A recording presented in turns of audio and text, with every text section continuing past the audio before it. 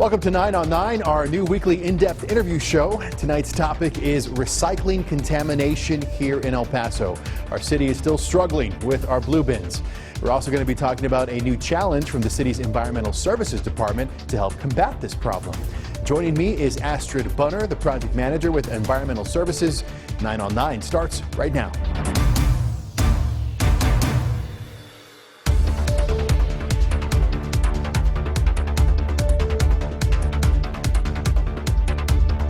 All right, Astrid, thank you so much for joining us. We'll touch on the larger topic of contamination when it comes to recycling in just a moment. But first, let's talk about this new challenge that Environmental Services, the department, has put forward. I understand it's all about earning a black belt when it comes to recycling. Explain that.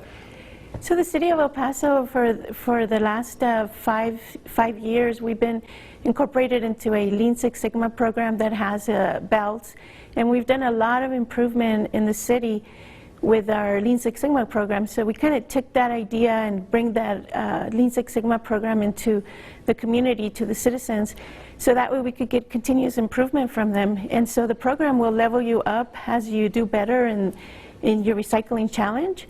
And so we'll start off with like the karate belts, the yellow belt, the green belt, and then the black belt. So the more improvement we see on the way our community recycles, the more prices they get and the more we're able to help them along their journey. Let's go ahead and go over the rules so people are familiar with the way this challenge is working. So to get a yellow belt, you have to register and then successfully complete a virtual or in-person course. And then to move up to a green belt, you have to pass an unannounced review of the contents inside of your blue bin, or you have to successfully complete a recycling quiz to show your mastery of the curbside recycling program. And then to make it all the way to a black belt, you have to pass a second unannounced review of the contents inside your bin, or successfully complete a second recycling quiz. Now, explain how it works. This is a kind of a collective challenge, or are you keeping track of people like address by address? How does this work? Yes, we're keeping track of people address by address, how they sign up, their families.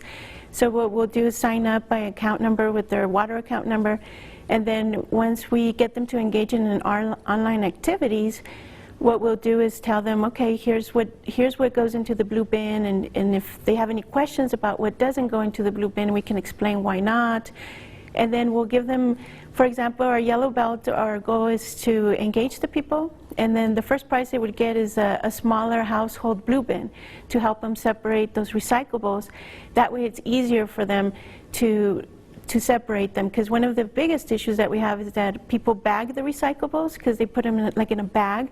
So if we give you a bin, you won't bag them anymore because they're not supposed to be bagged. So that will help you to get that continuous improvement in that blue bin.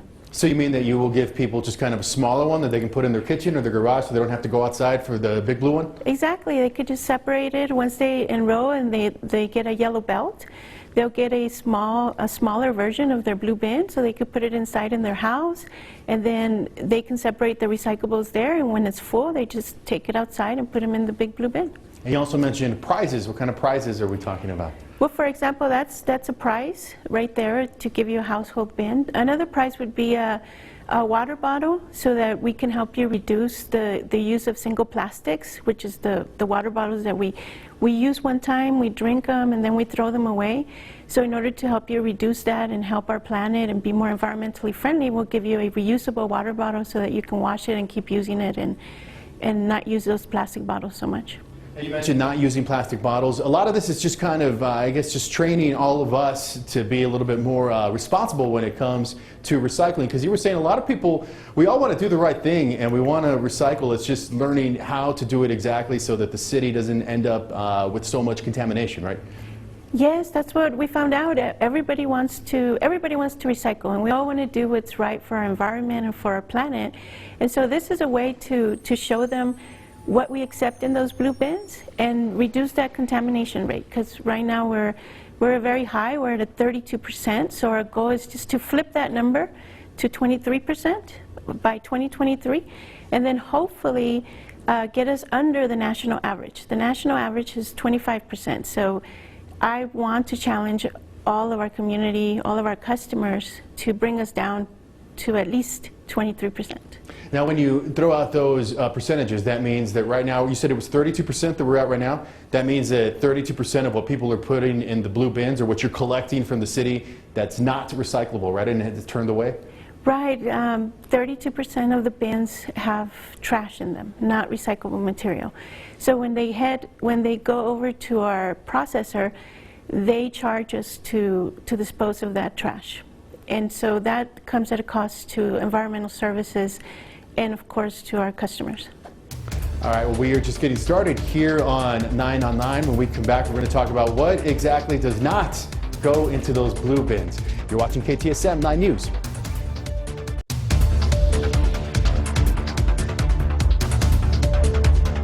And welcome back to 9 on 9. This evening's topic is recycling contamination here in El Paso. It's an ongoing problem for the Sun City. As you know, we are joined by the Environmental Services Department's Project Manager, Astrid Bunner. Thank you so much again for being with us. Let's talk a little bit more about what happens with this contamination. You mentioned everything that you all collect, it all goes to a local processor, right? And then they kind of sort through what can and cannot be recycled, and then what happens after that?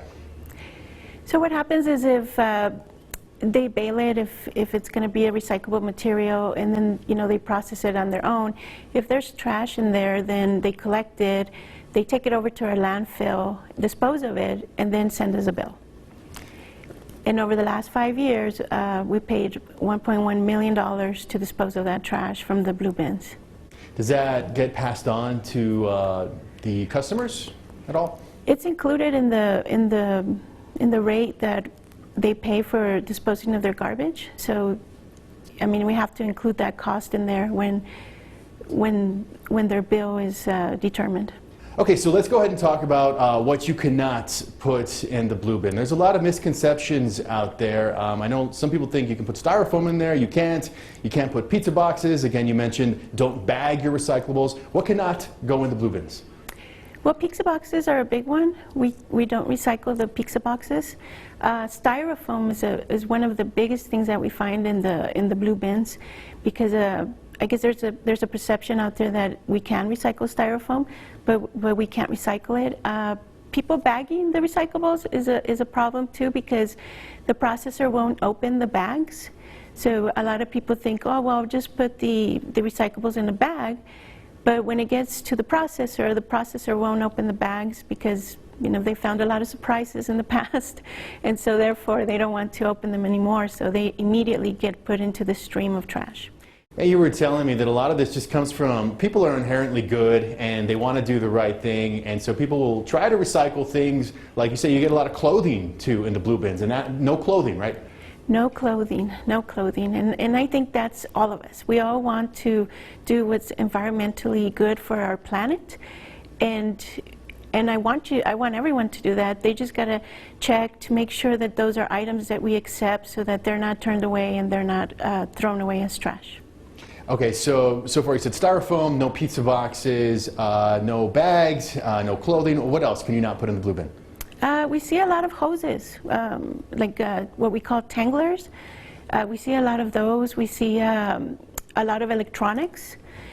They get tossed into the blue bin, so those are not accepted either. The plastic bags, of course, they pile them up and then they put them into the blue bin, but they're not accepted as recyclable material. Shredded paper is a big one. People will put shredded paper into the blue bin, but it's not processed, it's too small, and it just, when you're emptying the bin, it just starts to fly away. So we have kind of a big confetti party when the bags tear out in the streets. So definitely no shredded paper in the blue bins. That one is surprising to me. I didn't realize that you can't put shredded paper in there. A lot of people shred all of their documents and then they probably just dump them in that blue bin. So no, do not do that. So if people, let's talk about the electronics. If you want to get rid of some electronics, I'm sure a lot of people, they think, well, I don't want to take this to the landfill. I don't know if this computer's probably too old to donate. What can they do with electronics? Where does the city accept those? We accept them at the citizen collection site. So if you have any electronics that you wish to dispose of, you can take them to one of our 5 citizen collection sites.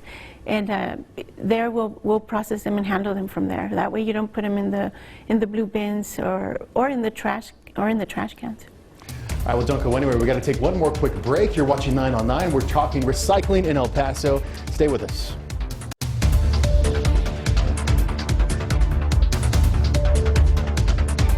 And welcome back to 9 on 9. We are talking recycling contamination in El Paso this evening, and I'm joined by Astrid Bunner, the project manager with the City of El Paso's Environmental Services Department. Astrid, I was talking to a friend of mine who is a new homeowner, and you all don't give out the blue bins necessarily right away anymore. You have to opt into them, right, and maybe take a class. Can you talk about that? Yes, that's correct. So what we found is when we find people that may have items that don't belong in the blue bin, everyone has told us, this is the voice of the customer telling us, I didn't know that that didn't go in there. So we listened to that. And what we did is create an opt-in class. So if you want a blue bin, you have to opt in into the program telling us you want to recycle, because there's some people that just don't want to. And the people that do, well, we want to teach them what to put in there, because we listened to them. We said, you're right, maybe you didn't see the pamphlet that we gave you, maybe you didn't check our website. So in order for us to give you that information, we created this class called Opt-in. And then in the Opt-in class, we tell them exactly what goes in the recycle bin, what items to put in there, what items not to put in there, and why they don't belong there. One of them is, for example, glass. Some other cities do take glass, and since we have such a mobile community that we have a lot of people coming in, it's very transient, they'll put glass in there because it was accepted in another city, but in this city it's not accepted. So we just want to help our customers with that. And in the opt-in class, now with the Recycle Challenge program, once you take an opt-in class, you'll also be a yellow belt. So in conjunction, you'll join our program, become a yellow belt, and take that opt-in class. And that opt-in class, is that something you do online, or is it in person now, or? Right now it's virtual, and so we have all of the programs are virtual right now, and as soon as the city starts opening up more and has our community gets more vaccinated and everybody feels safe, then we'll start doing them live. Going back to what you all hear from the customers, that they just say, well, I didn't know, I had no idea what I cannot and can put into the blue bin. What other kind of community outreach do you all do as a department? We are in schools all of the time. We send mailers, we put everything on our website. As a matter of fact, we just did one school where we presented to about 1,200 people in the span of 2 days. And so we are very excited to talk to everyone about recycling. We want this program to be successful, and I know that we can reduce our contamination rate. What is the consequence if we don't reduce the contamination rate? There's word that maybe we get rid of the recycling program completely as a city. Could it come to that, or what's the consequence? I don't think it comes to that. We are on a contract, 30-year contract, and so we have a lot of time left on that contract. But what will happen is that those that don't want to recycle, then we would remove the bin. But I don't think we don't have a very high percentage right now. Our percentage of bins that have been removed is 0.004, so it's very small. Our community wants to do really good by this program. So through continuous improvement, by us telling them this is what you can do, what you can recycle, and our new Recycle Challenge program, what we want them to do is level up through these belts, and we'll be giving the information in the program. We'll be verifying that they're putting the right stuff into those bins, and that's how we'll be leveling up the participants. You mentioned that El Paso, we're at about 32% contamination rate. How is that compared to other cities? Do you know, are we pretty on par with other cities? Are we a little bit better, a little bit worse? We're really high. We probably have one of the highest contamination rate in the nation. And so national, the average is 25%. Our sister city, Las Cruces, is at 26%. So by creating this program, this Recycling Challenge program, my goal is that we can flip those numbers. We can go from 32% to 23%. And I know the community wants to do that. They're very excited every time we talk about recycling. And they want to keep this program because they know it's good for our environment. They know it's good for our planet. So that's what we want to do. We want to keep the program, but we want to keep it with items that do belong in the blue bin. Yeah, the blue bins, it's a good thing. I remember when we got those, and it was pretty exciting for my family at least. We used to go wait in line at Eastwood High School in a long line to be able to recycle, so when we got the blue bins, it was a great thing, so we want to keep them. We're going to come back with some final thoughts. You are watching 9 on 9. Thanks for being with us.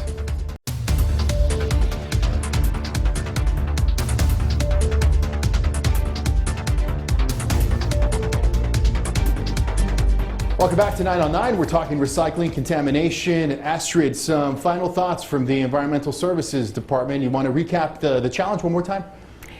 Yes, I want the customers in the city of El Paso to join our Recycle Challenge program. Join us by visiting our website. You could sign up online. You could call us at 915-212-6000. And any means that you want to sign up, please sign up. Come, become a yellow belt, level up, and become a black belt, because we're excited to talk to you about our curbside recycling program, and we want to keep it a great program and help us flip that number, help us go from 32 to 23. And you were saying you also get a decal, right? That will say that you're like a yellow belt or a green belt as you move up? Yes, as soon as you take the class, you will become as soon as you participate in our online program, you will become a yellow belt. And so we'll give you that household bin, we'll give you the water bottle, we'll give you a shopping bag so that you reduce the plastic bags that you get from the grocery stores. And then we'll place a yellow belt sticker on your bin so that way everybody knows you know what to put in that bin. When the driver pulls up, they can expect to see a lot of good material from your blue bins. All right, Astrid Bunner, Project Manager with the Environmental Services Department of the City of El Paso. Thank you so much for being with us. Thank you, Dane. And thank you for joining us. Don't forget, as always, if you have an idea for a topic that you would like to see us talk about, you can just reach out to me on social media. I am at KTSM Daniel Marin. Have a great evening.